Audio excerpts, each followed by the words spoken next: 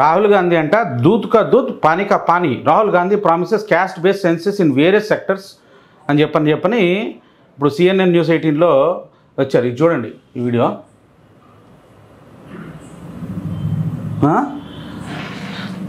అంటే caste base ఇంకా caste based సెన్సెస్లు caste base ఈ బ్రిటిష్ వాళ్ళు కనిపెట్టారు. మన దగ్గర ఉన్నది చతుర్వర్ణ సిస్టమ్. అంటే ఏంటి? వర్ణం అంటే ఏ వృత్తి కావాలంటే ఆ వృత్తి చూస్ చేసుకునే అవకాశం ఉండేది వర్ణ. స్వయంవరం అంటే సీతాదేవి స్వయంవరం అంటే సీతాదేవి వెళ్ళి ఎవరిని కావాలంటే వాళ్ళని సెలెక్ట్ చేసుకోవచ్చు మ్యారేజ్ చేసుకోవడానికి. వరం అంటే టు చూస్. 4 వర్ణాలు ఉన్న దాంట్లో ఇప్పుడు ఎన్ని క్యాస్టులు తయారు చేశారు? జాతిని క్యాస్ట్ తోటి ఈక్వల్ చేశారు. ఆక్యుపేషన్ బేసిస్ మీద మనం ఒక కంపెనీ ఉంటే upper management, middle management, labour, ఇట్లా రకరకాలుగా సెగ్మెంట్స్ క్రియేట్ చేస్తాం కదా. దానికి ఒక పేరు పెట్టారు అంతే. అప్పర్ మేనేజ్మెంట్ అంటే CEO, executive members, middle management అంటే సూపర్వైజర్సు, ప్రాజెక్ట్ మేనేజర్సు, లేబర్ అంటే ఫ్యాక్టరీలో పనిచేసే వర్కర్స్. దానికి ఒక పేరు పెట్టాం కదా. ఆ విధంగా మన వాళ్ళు కూడా క్షత్రియులు, బ్రాహ్మణులు, ఎవరైతే నాలెడ్జ్ మీద ఎక్కువ జీవితం అంతా జ్ఞానం మీద అర్జన చేసేవాళ్ళని బ్రాహ్మణులు అన్నారు. ఎవరైతే దేశాన్ని ప్రొటెక్ట్ చేయడానికి కోసం యుద్ధం చేసేవాళ్ళని క్షత్రియులు అన్నారు. ఎవరైతే కృషి వాణిజ్యం అంటే పంటలు పండించేవాళ్ళు, అవి తీసుకెళ్ళి అమ్మి డబ్బు తీసుకొచ్చేవాళ్ళని బ్రైషులు అన్నారు.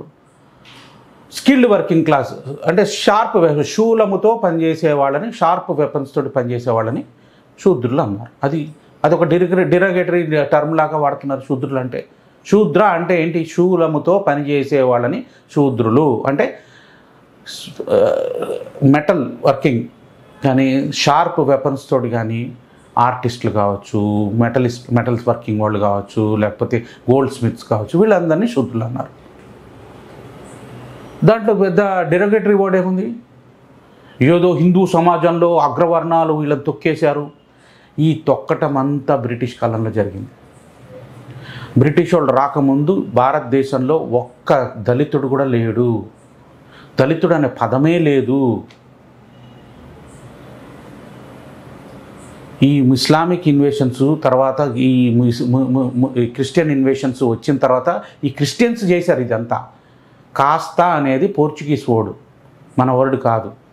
వాళ్ళ దగ్గర రిజిడ్ సిస్టమ్ ఉండేది, మన దగ్గర చతుర్వర్ణ సిస్టమ్ ఉండేది. ఏ జాతిలో అయినా పుట్టొచ్చు, ఏ వర్ణమైనా చూస్ చేసుకోవచ్చు.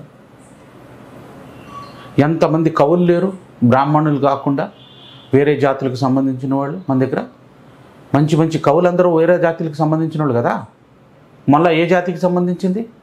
మళ్ళా మనం స్కూల్లో పుస్తకాల్లో చదువుకున్నాం కదా ఆమె రాసిన గ్రంథాలని.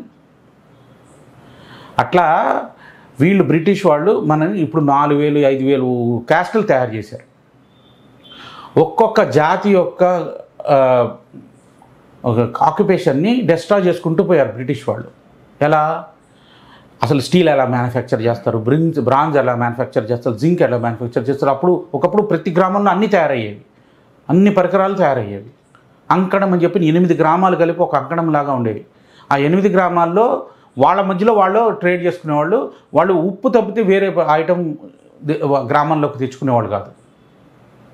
ఒక్క ఉప్పు, ఎందుకంటే సముద్ర తట్టంలో లేనప్పుడు వాళ్ళకి ఉప్పు రాదు కాబట్టి ఆ వైశ్యులు ఒక్క ఉప్పు ఒకటే బయట నుంచి తీసుకొచ్చేవాళ్ళు. 8 గ్రామాలకి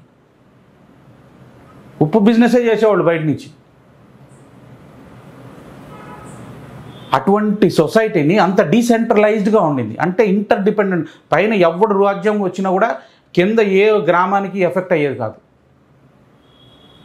అటువంటి సొసైటీని సృష్టించిన మన సనాతన ధర్మం రిలేటెడ్ ఇన్స్టిట్యూషన్స్ ఈ రోజున గ్రామాల్లో ఎంత పావర్టీ క్రియేట్ అయిపోయింది.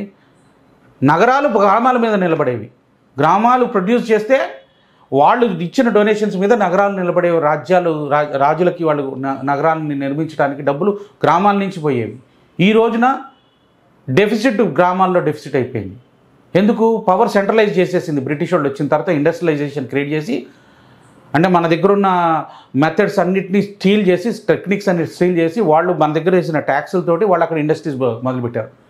మన ఇండియాకి రాకముందు వాళ్ళ దగ్గర ఇండస్ట్రీస్ లేకుండే. ఇండస్ట్రీస్ పెట్టి మీరు ఈ పరికరాలు మీరు ఇప్పటి నుంచి తయారు చేయడానికి లేదు, మీరు ఈ ఐటమ్ మీరు బట్టలు ఇప్పటి నుంచి నేయడానికి వీల్లేదని బొటన్ వేలు నరికేశారు. అట్లా ఈ ఒక్కొక్క జాతి యొక్క ఆక్యుపేషన్ని డిస్ట్రాయ్ చేసుకుంటూ పోతే ఏ జాతుల మీద అయితే ఎక్కువ ఎఫెక్ట్ పడిందో వాళ్ళందరూ షెడ్యూల్స్లోకి ఊరవతలకి బయటకు వచ్చేసి ఎవరు తినడానికి తిండి లేక క్యాంప్స్లోకి వచ్చేస్తూ ఉంటే వాళ్ళు షెడ్యూల్స్ క్రియేట్ చేశారు బ్రిటిష్ వాళ్ళు, ఎవరెవరు బయటకు వస్తున్నారని చెప్పని, ఎఫెక్ట్ అవుతున్నారని. ఆ షెడ్యూల్స్నే ఇప్పుడు ఈ రోజున షెడ్యూల్ క్యాస్ట్లు అంటున్నారు. బ్రిటిష్ వాళ్ళకు ముందు ఒక్క జాతి కూడా, ప్రతి జాతి సంపన్నమైన జాతిగా ఉండేది. లక్ష్మీదేవి ఈ శూద్రుల దగ్గరే ఉండేది, ఎందుకంటే అసలు ప్రొడ్యూస్ చేసేది వీళ్ళు కాబట్టి, కష్టపడి పనిచేసేది వీళ్ళు కాబట్టి. అందుకనే నారాయణుడు పడుకొని ఉంటే లక్ష్మీదేవి పాదాల దగ్గర చూపిస్తారు. ఎందుకు? పాదాల నుంచి వచ్చారని చెప్పి రిప్రజెంటేషన్ చేస్తాం కదా, శూద్రుల దగ్గరే లక్ష్మీదేవి ఉంటుందని చెప్పనే రిప్రజెంటేషన్ అది. ఆ సింబాలిజంకు అదొక అర్థం.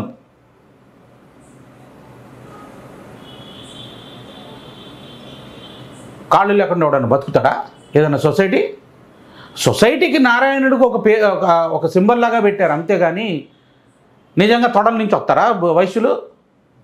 అది రిప్రజెంటేషన్ రా భయ్. ఒక సొసైటీని నారాయణ గారు చూపిస్తే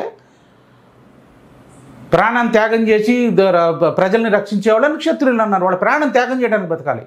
బ్రిటిష్ వాళ్ళు వచ్చిన తర్వాత వాళ్ళు ఈ ప్రాణాలు త్యాగం చేసే బదులు వీళ్ళని ట్యాక్సులు వసూలు చేసే పనిలో పడ్డారు. ట్యాక్సులు విపరీతంగా వసూలు చేసి బ్రిటిష్ వాళ్ళకి ఇవ్వడానికి వాళ్ళు ఒప్పుకున్నారు. ఆ విధంగా వాళ్ళు మనకి రివర్స్ చేశారు, మన సొసైటీని మొత్తం రివర్స్ చేశారు. సో వీళ్ళు ఈ కాంగ్రెస్ పార్టీ ఇంకా ఆ బ్రిటిష్ వాడు వేసిన గేమే ఆడటానికి ప్రయత్నం చేస్తూ ఉంది. ఇప్పుడు నేను చూపించింది ఏది? दूध का दूध पानी का पानी Naga promises caste based census in many sectors. వీళ్ళ యొక్క కుట్రని తెలుసుకోండి. ఒక బీసీసీ ప్రైమ్ మినిస్టర్ వచ్చాడు, మన హిందువులను అందరినీ యునైట్ చేస్తూ ఉన్నాడు. ఎంత తొందరగా మనం యునైట్ అయితే అంత తొందరగా ముస్లిం ఉమెన్కి మనం రక్షణ కలిగించగలుగుతాము, వాళ్ళకి హ్యూమన్ రైట్స్ ఇవ్వగలుగుతాము. వాళ్ళకి హ్యూమన్ రైట్స్ కనుక మనం ఇవ్వకపోతే ముస్లిం ఉమెన్కి ఈ ముస్లిం మెన్ను తలాక్ తలాక్ తలాక్ అని చెప్పి వాళ్ళని ఎప్పుడంటే అప్పుడు రోడ్ల మీద పడేసి పిల్లల్ని లాగేసుకొని వాళ్ళకి ₹1 కూడా ఇవ్వకుండా పడేస్తున్నారు. 18 సార్లు ఒక అమ్మాయికి నికా జరిగింది. నికా అంటే మ్యారేజ్, అంటే ఎవడిష్టం వాడిదే, వాళ్ళకి ఏ రైటు లేదు. యూనిఫామ్ సివిల్ కోడ్ తెస్తే తప్పితే ఈ అత్యాచారాలు ముస్లిం ఉమెన్ మీద జరిగే అత్యాచారాలను ఆపలేము. అది ఆపితే తప్పితే హిందూ సమాజం సెక్యూర్ కాదు. వాళ్ళకి భయం పెట్టి ఈ ఇష్టం లేకపోతే ఎంతమందిని కావాలంటే అంతమందిని కనాల్సిందే వాళ్ళు. ఎందుకంటే ఎప్పుడు త్రిపుల్ తలాక్ అంటాడో తెలియదు మొగుడు. సో ముస్లిం ఉమెన్కి ఆ భయంలో బతుకుతూ ఉంటారు వాళ్ళు. వాళ్ళని రక్షించాలి మనం, వాళ్ళకి ఈక్వల్ రైట్స్ ఇవ్వాలి. అప్పుడే మనకి హిందువులకి ఈక్వల్ రైట్స్ వస్తాయి. వాళ్ళకి కనుక మనం అన్యాయం జరుగుతూ చూస్తూ ఉన్నా కూడా మనం కూడా చెడు కర్మ చేస్తున్నట్టే, ఎందుకంటే వాళ్ళు మన దేశంలో ఉన్నారు. సో హిందువులందరూ యునైట్ కాండి. బీజేపీకి 370 కంటే ఎక్కువ టార్గెట్ పెట్టారు. 370 కాదు, 370 కంటే ఇంకా ఎక్కువ వచ్చేటట్టు మనం ప్రయత్నం చేయాలి. జై హింద్. ఈ వీడియోని అందరికీ పంపించండి.